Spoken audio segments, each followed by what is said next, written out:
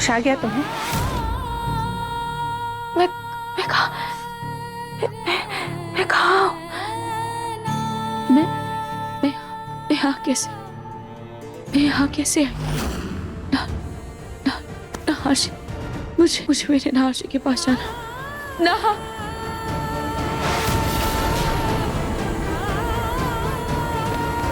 गौरी, सरस्वती, नहाशी, नहाशी, मुझे पकड़ो बस।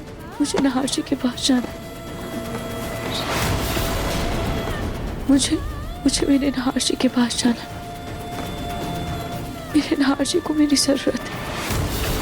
बेटी, तुझे बहुत चोटें लगी थी और अभी अभी तो तेरी चोटें भरी हैं। तुझे बहुत आराम की जरूरत है।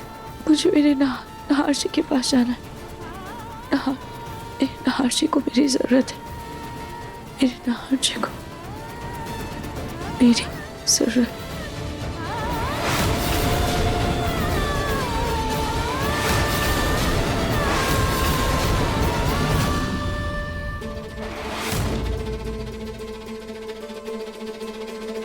बंद कीजिए तमाशा। ना ही ये मेरा बच्चा है और ना ही मैं बाप बनने वाला हूं। भले ही मैं उस दिन नशे में था, भले ही मुझे कुछ याद नहीं, पर ऐसी घटिया और गिरी हुई हरकत मैं नशे में भी नहीं कर सकता। इतना भरोसा है मुझे खुद पर। आज मैंने समर का वो रूप देखा जो मैं हमेशा से देखना चाहती थी। वो एहसास, वो जिम्मेदारी, वो साथ। आज मुझे अपने रिश्ते की एक नई रोशनी दिखाई दी है। हो सकता है शायद से ये हमारे रिश्ते की शुरुआत की एक नई उम्मीद है। लेकिन जब तक वो रोली इस घर में है, तब तक मेरी जिम्मेदारी, मेरा दिल नहीं, सिर्फ और सिर्फ मेरी बहन रूही है। सिर्फ वो है। उस पर हुए हर जुल्म, हर धोखे का सच जब तक मैं सामने नहीं ले आती सबके, तब तक मैं अपने रिश्ते से नजर नहीं मिला सकती। मैं जानती हूँ समय कि आज तुमने एक उम्मीद जगाई है, लेकिन इंसाफ के इस सफर में मैं खुद को भूलने के लिए तैयार हूं, पर अपनी बहन के सच को नहीं भूल सकती मैं उसे।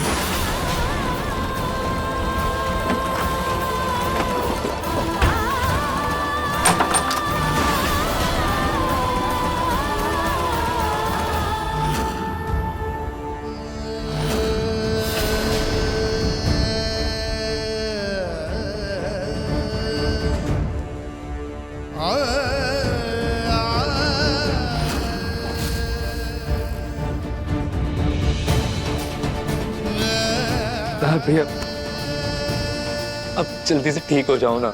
अब रूही भाभी को तो खो चुके हैं, पर मैं आपको खोना नहीं चाहता भैया। भैया, आप हैं तो घर है। आप ही ने तो सब कुछ संभाला हुआ है। पापा को गुस्सा, दादी का दर्द, ऑफिस का काम। भैया, मैं अकेले ये सब नहीं संभाल पाऊंगा भैया। मैं तो अभी भी आपका वो छोटा भाई हूं ना, जो हर बात पे आपको ढूंढता है भैया। मैं सच कह रहा हूँ, मैं टूट जाऊंगा भैया। मैं टूट जाऊंगा भैया। मैं सच कह रहा हूँ। आपके बिना मैं ये सब संभालने का नाटक कर लूंगा, पर मैं जी नहीं पाऊंगा भैया। भैया प्लीज, एक बार मुझे समर कह के बुलाइए ना। एक बार बोल दीजिए कि समर तो मेरा भाई है। एक बार मुझे कहिए ना कि मैं तेरे साथ हूँ समर। प्लीज। इस खामोशी से बहुत डर लगता है भैया, बहुत डर लगता है। प्लीज एक बार मुझे सीने से लगा लीजिए ना भैया। प्लीज कुछ बोलिए ना भैया। एक बार बोलो कि समर मैं तेरा भाई हूँ, मैं तेरे साथ हूँ। समर, हाँ माँ। बेटा वो कुछ दवाइयाँ हैं नाहर की। एक काम कर बेटा, तू जाकर लेकर आ। और सुन, पास के मेडिकल स्टोर में नहीं मिलेगी तो तू हॉस्पिटल के मेडिकल स्टोर से ही जाकर लेकर आना। हाँ जा। पर माँ, ये दवाइयाँ तो ऑलरेडी हमारे पास है ना, तो मैं बाद में ले आऊंगा। वो समर क्या है ना बेटा, ये नाहर की नई दवाइयाँ हैं, डॉक्टर ने लिखी है जो अभी चाहिए, तो तू जा ना, जाकर लेकर आ जा।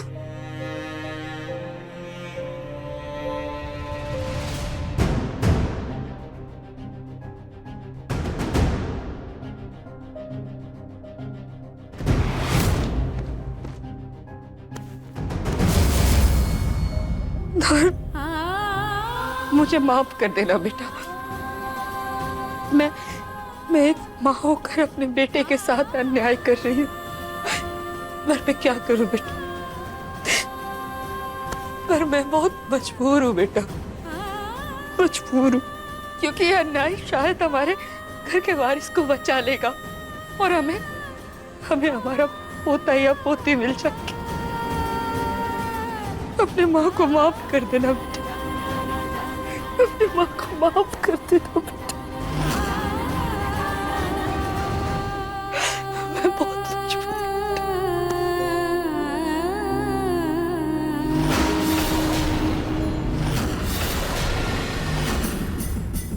दादू, दादू, बैठिए। अंकल, अंकल, अंकल प्लीज उठिए। अंकल आंखें खोलिए। ये क्या हो गया? अरे हटो, हटो, क्या हो गया? ए प्रतीक के पापा, प्रतीक के पापा क्या हुआ आपको? उठिए।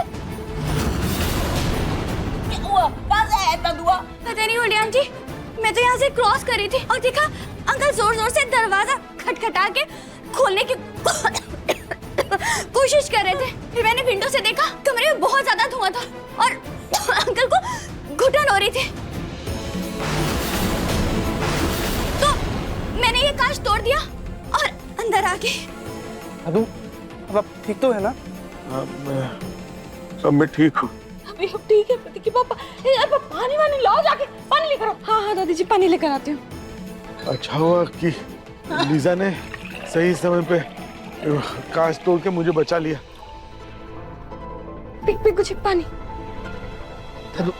पानी पीछे।